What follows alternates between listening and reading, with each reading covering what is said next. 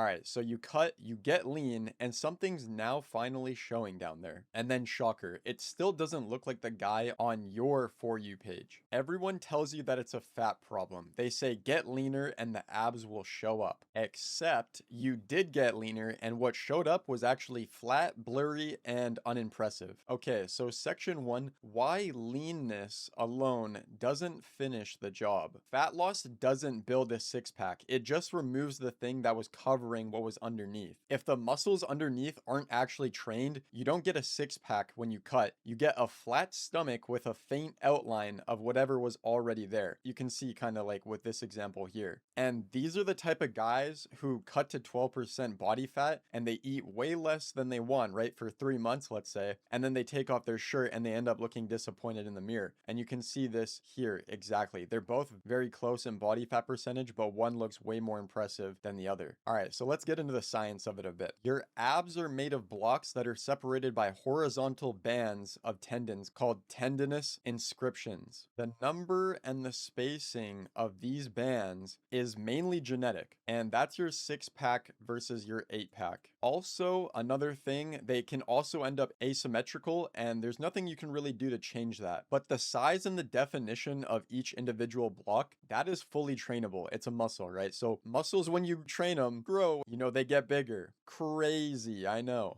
You don't have bad ab genetics, you just have an undertrained rectus abdominis. All right, moving on. Section 2, the fixes that nobody puts in the generic ab videos. You need to stop doing endless body weight crunches, expecting a different result. A muscle doesn't grow because you moved it 300 times. It grows because you progressively added weight. Your abs don't get a pass on that just because they're small. My personal favorite exercises that I love are weighted cable crunches, as seen here, weighted decline sit-ups, like this guy, and hanging leg raises like this guy. You need the pad. Ideally, you don't want to be doing all this crazy shit here just because you want your ass and your lower back up against this pad. Because if you're doing this here, you're going to be training more of your hip flexors rather than your abs. You want to focus on your abs, not your legs and your hip flexors, right? Another great variation of this exercise right here is doing leg raises, but up against a bench or like a bar or something, and you can hold on to it. And these are super effective as well. And as seen here, 8 to 15 reps, and I mean close to failure, okay? So don't stop because you hit, like 8 reps. If you can do more,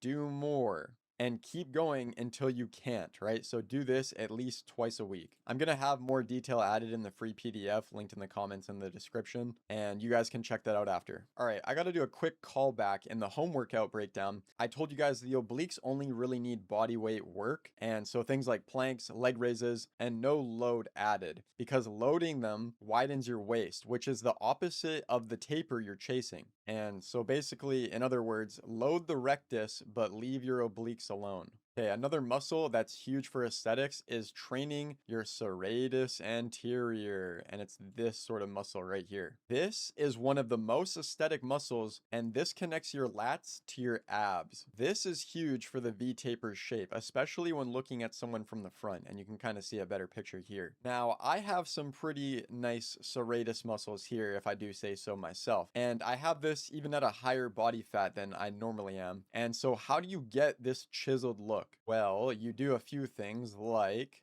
pullovers with dumbbells, just like this. This is an awesome exercise overall for aesthetics. It's a great upper body movement because it trains your upper chest as well, also your triceps. And then also if you're doing it sideways here, it's great for core stability and core training as an added benefit because you have to stabilize the movement. This is great for beginners though. So if you're just starting out and you haven't done it, do this first. And then the more advanced option is going off to the side and then doing it that way. Train your transversus abdominis. All right, so this sits underneath your six pack and it sort of acts like a built-in corset. And yes, you have a natural male corset. This is the main thing that narrows your waist, and it works independent of your body fat. A great way to train this is stomach vacuums, 3 sets of 15 to 20-second holds daily, ideally, or, every other day. And going back to this example here, this is also part of the reason why two guys can have the same body fat but end up looking completely different. All right, so moving on to section 3, the things that are actually wasting your time. All right, number 1 is spot reduction is not real. This has to be a greater psyop than the Iraq war, okay? Doing 500 crunches a day does not burn the fat directly over your stomach. Your body doesn't pull fat from the muscles you just trained. It pulls it from wherever it's going to pull it from, which is mainly genetics. Training your abs